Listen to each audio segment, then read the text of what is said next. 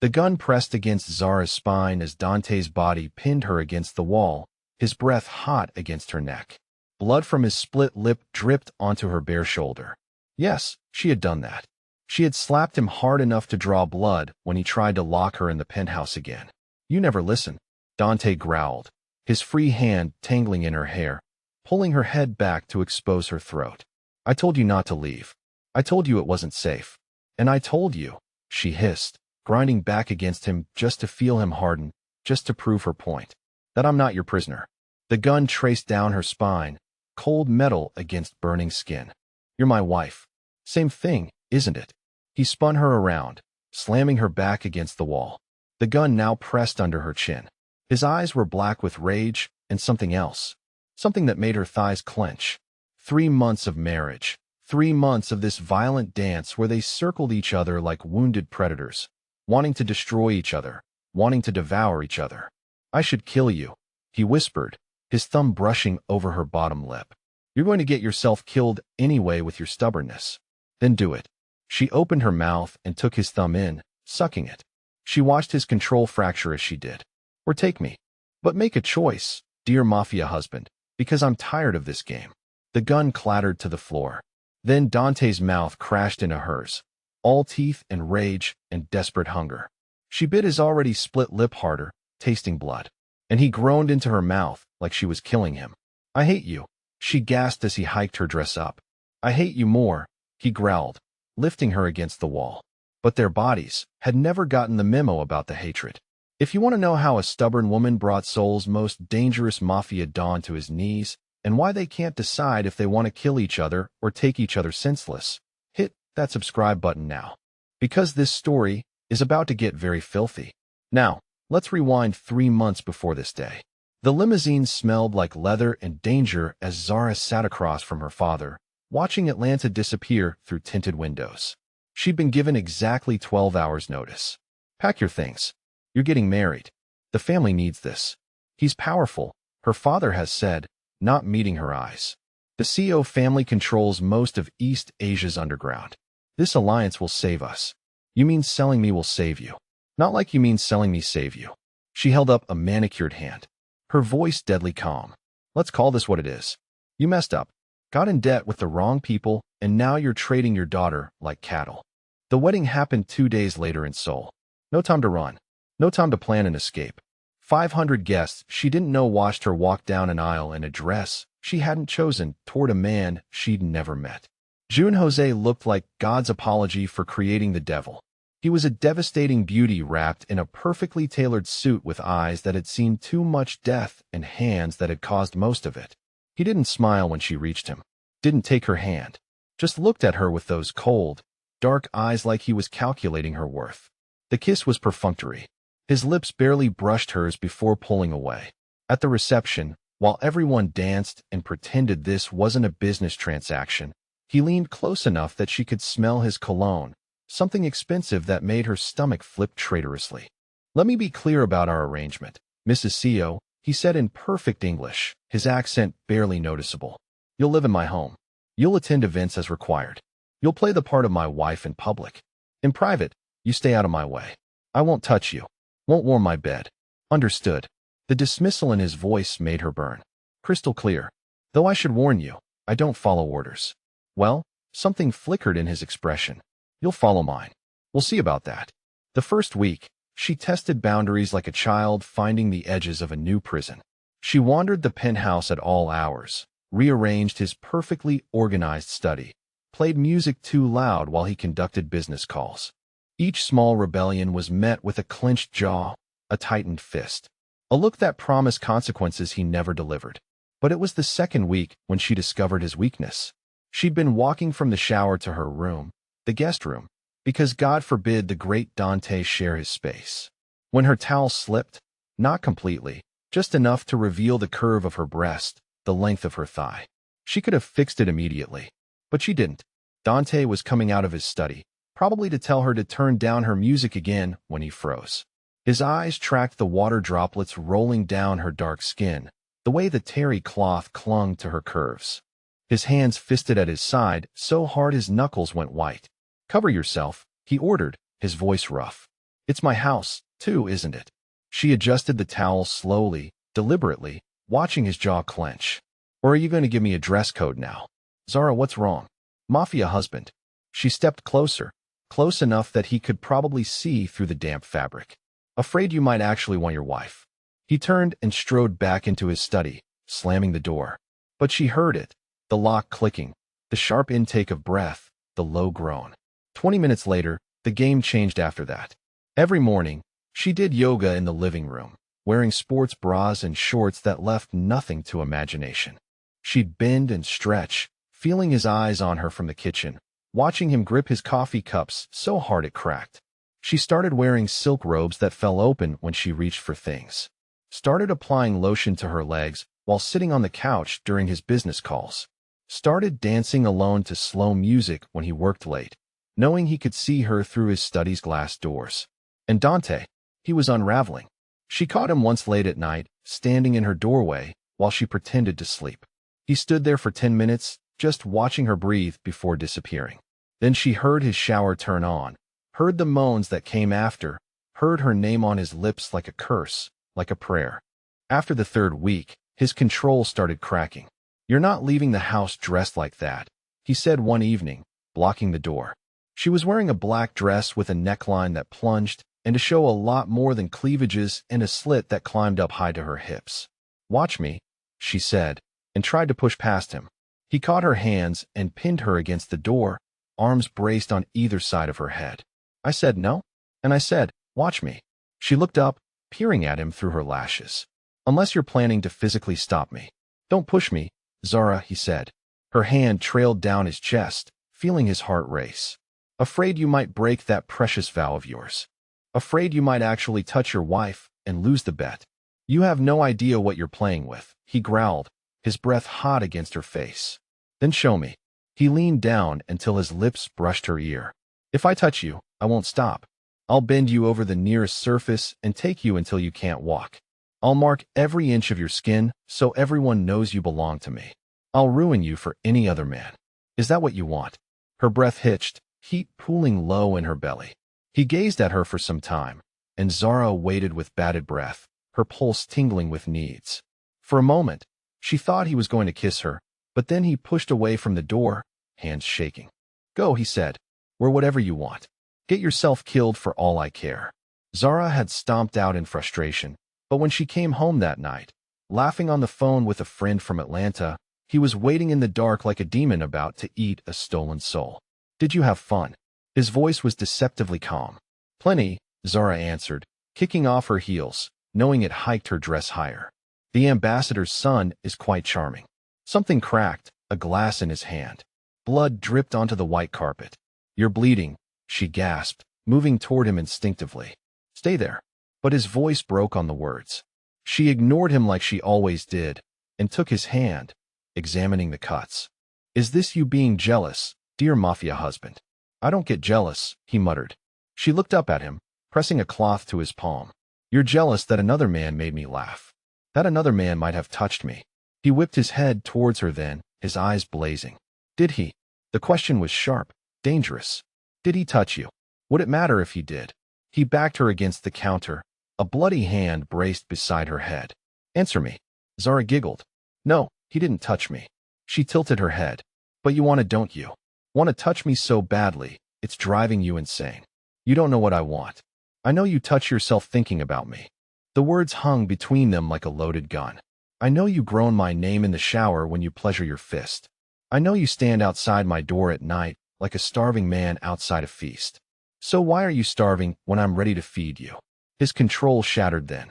He kissed her like he was dying, like she was the last breath of air in the world. His hands tangled in her hair, tilting her head to deepen the kiss. And she moaned into his mouth, finally, getting what she'd been chasing. But just as she reached for his belt, he pulled away. No, he panted. Not like this. I'm not in control. The rejection stung. She slapped him hard enough to split his lip. Coward. He caught her wrist, pulling her against him.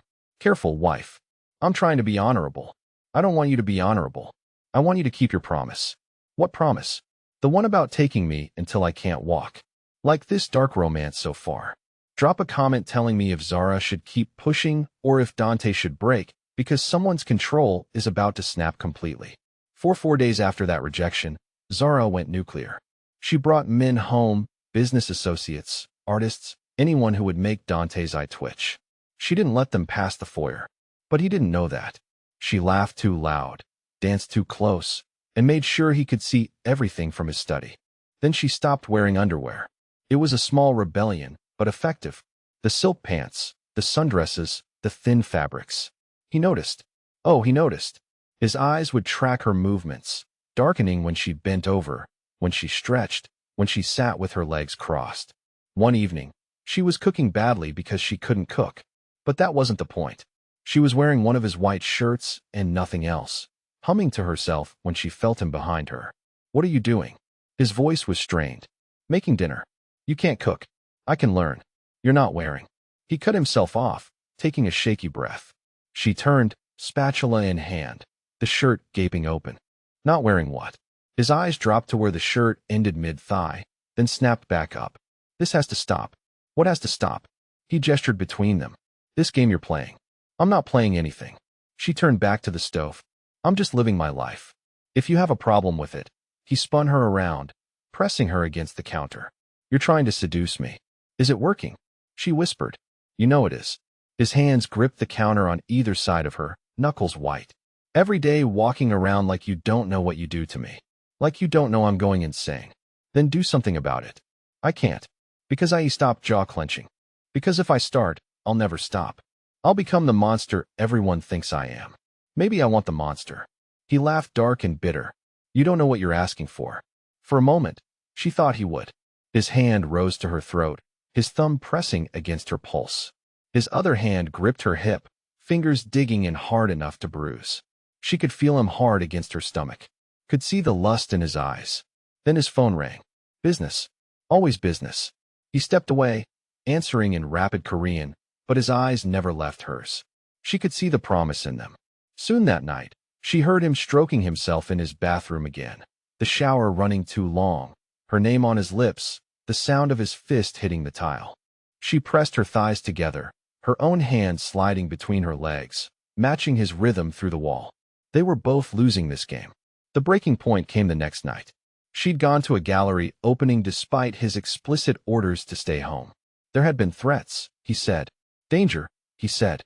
She'd gone anyway, wearing the red dress that made him crazy, the one with the low back and high slit. When she came home, the penthouse was dark. She turned to find him stepping out of the shadows. And for the first time since their marriage, she felt afraid, not of violence, of the promise in his eyes. "I told you not to go. You're not my father. I'm your husband." Same difference. He moved faster than she could track, backing her against the wall. "Do you know what could have happened to you tonight?" But it didn't. That was when she noticed the gun in his hand. He brandished it in her face. "Do you know how many people I had to kill tonight to keep you safe? Why are you so stubborn? I should lock you up in this penthouse." She slapped him then hard. Enough to give him a split lip. The gun pressed against Zara's spine as Dante's body caged her against the wall, his breath hot against her neck. "You never listen," Dante growled, his free hand tangling in her hair, pulling her head back to expose her throat. "I told you not to leave. And I told you," she hissed, grinding back against him just to feel him harden, just to prove her point, that I'm not your prisoner. He spun her around, slamming her back against the wall, the gun now pressed under her chin. 3 months of marriage. 3 months of this violent dance where they circled each other like wounded predators, wanting to destroy each other, wanting to devour each other. Then do it. She opened her mouth and took his thumb in, sucking it. "But make a choice, dear Mafia husband." "Because I'm tired of this game." "Why not?" "Because I had men following you. Because I've had men following you every day since our wedding." His hand slammed beside her head. "Do you know what it cost me to keep them from reporting back every time you let another man touch you? Every time you smiled at someone who wasn't me? Why do you care? Why do I?" He laughed, the sound unhinged. "Are you really that blind?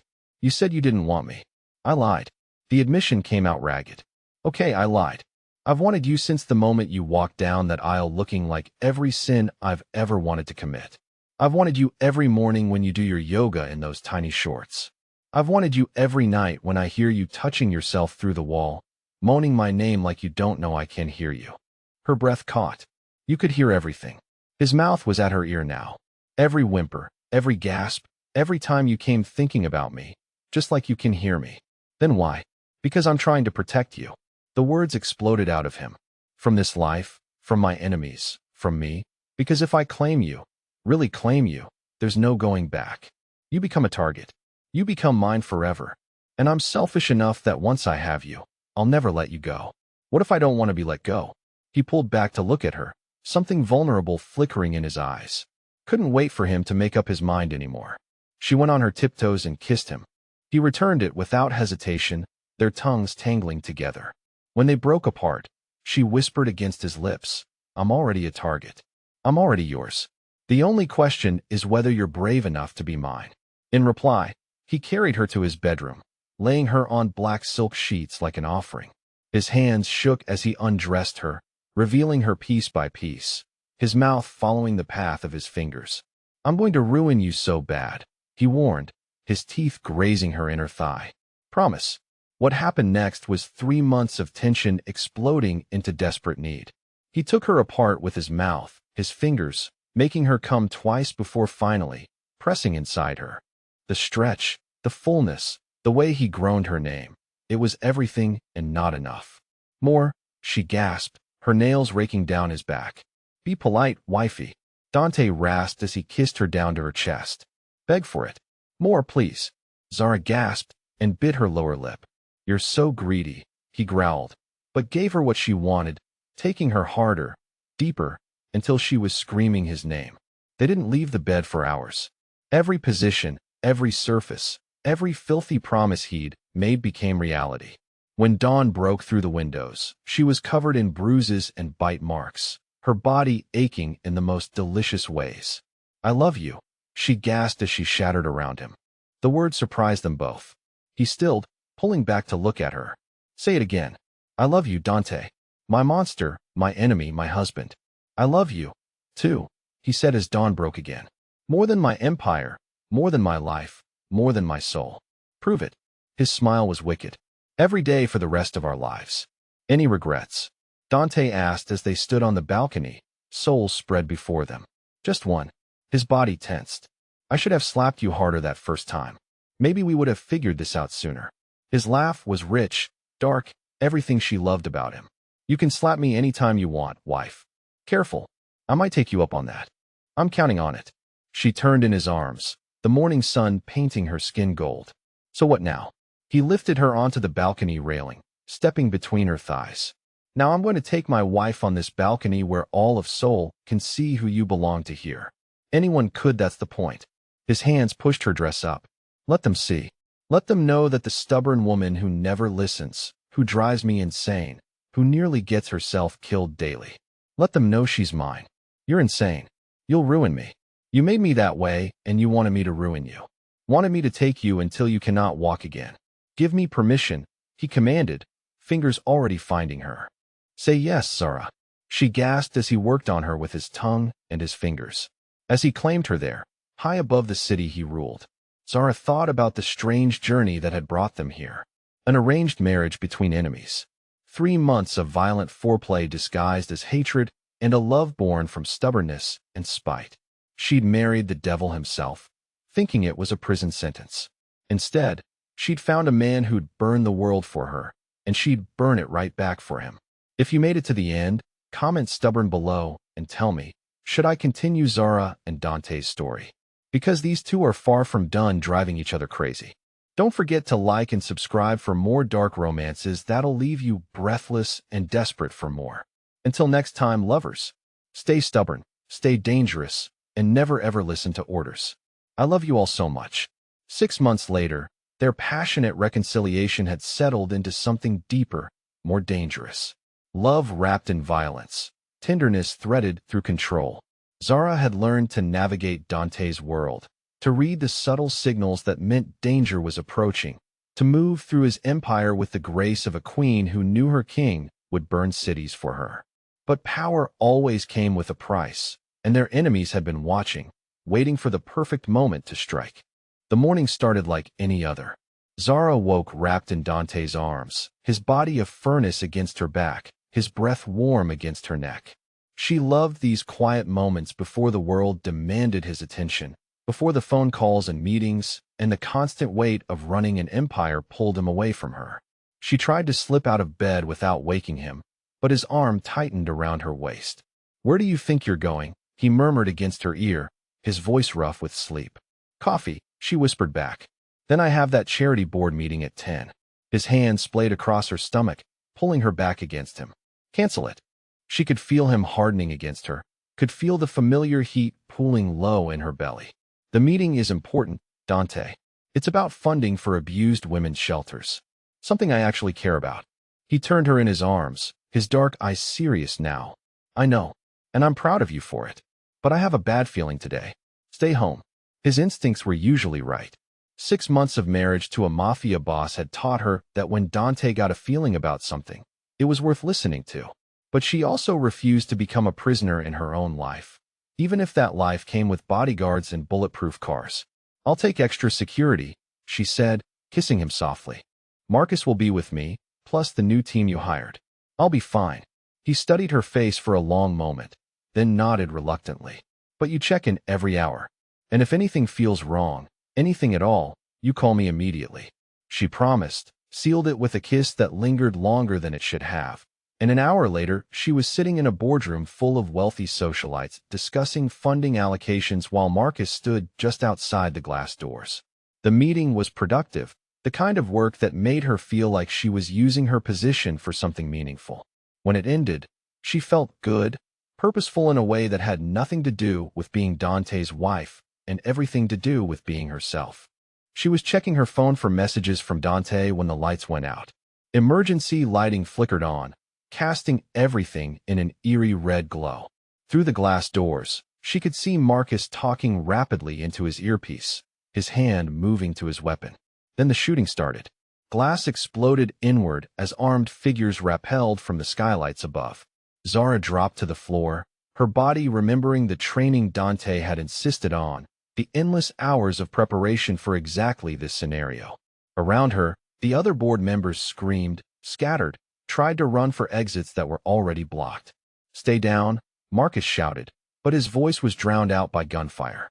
She could see him returning fire, trying to reach her, but there were too many of them.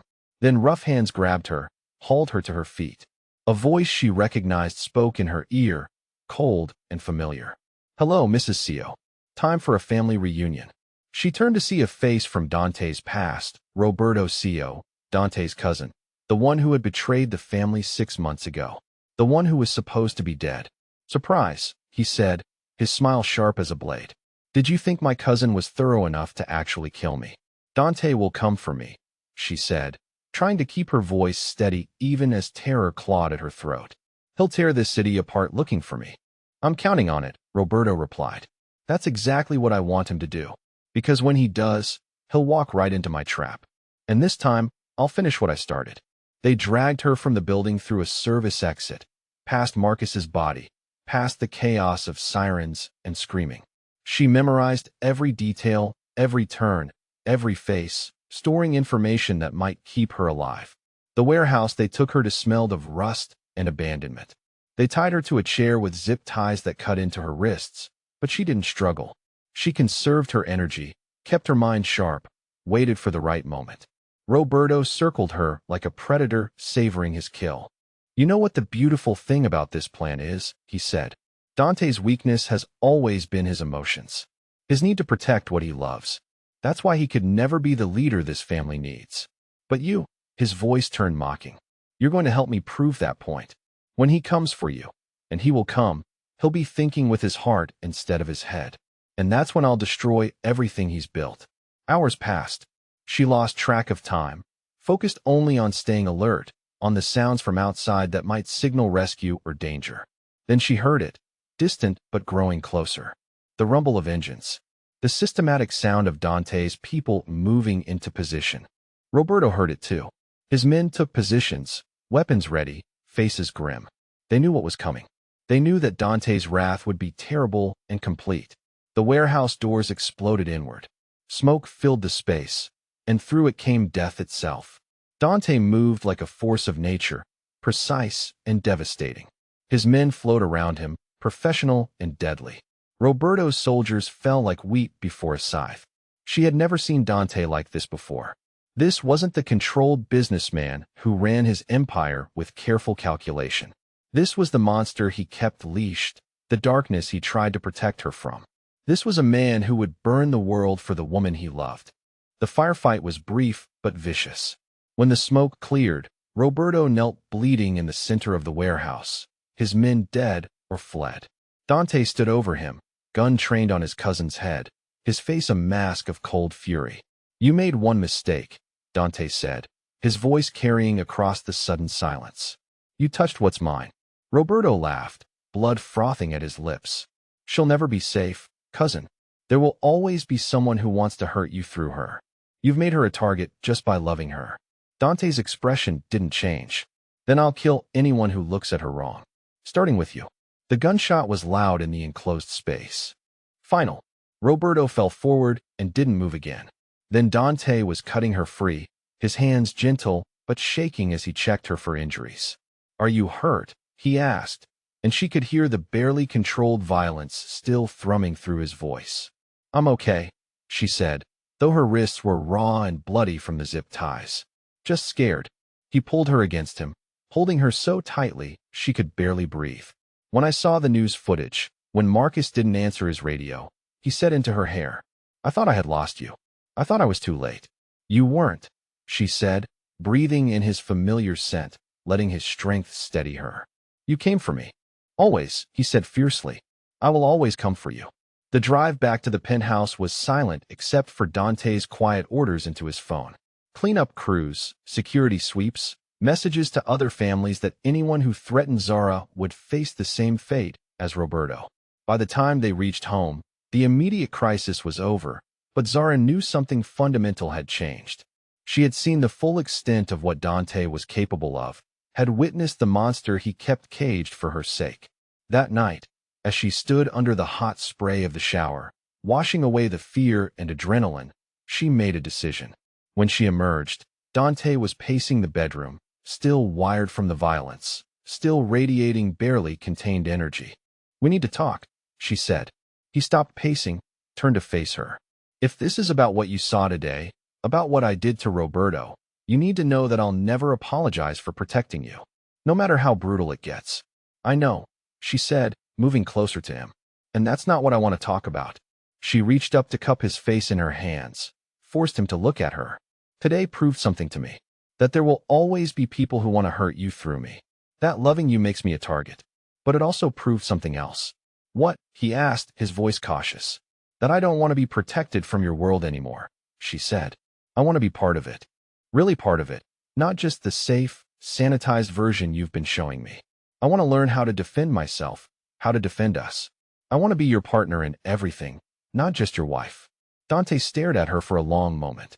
"What you're asking for, what you're talking about, there's no going back from that. Once you're truly part of this world, once you know all its secrets, you can never return to the life you had before." "I know," she said simply. "I stopped wanting that life the moment I fell in love with you. The moment I realized that being safe without you wasn't worth it." He kissed her then, deep and desperate, pouring all his fear and relief and love into the connection between them. When they broke apart, his eyes were dark with promise and warning both. "Then we do this together," he said. "All of it. The empire, the enemies, the violence, the power. Everything. Together," she agreed, and sealed the promise with another kiss. 6 months later, Zaracio was no longer just the wife of a mafia boss. She was a power in her own right, feared and respected by enemies and allies alike. She had learned to shoot with deadly accuracy, to read the political currents of the underworld, to make the hard choices that kept their empire strong. Some nights, she remembered the scared girl who had been sold into marriage, who had thought love was a weakness and power was something that happened to other people. That girl seemed like a stranger now. This woman, this queen of shadows and violence, this was who she had always been meant to become. And when Dante pulled her close in the dark hours before dawn, when he whispered promises of forever against her skin, She knew that every bloody step of the journey had been worth it. Because in the end, they had found something rare and precious in their world of darkness. They had found a love worth killing for, worth dying for, worth burning the world down to protect. They were monsters, perhaps, but they were monsters who belonged to each other. And that was more than enough. The empire they built together would stand for generations, forged in blood and sealed with passion. Their love story was written in violence and devotion, in the space between terror and ecstasy, in the quiet moments between wars when they were just a man and woman who had found their perfect match in each other.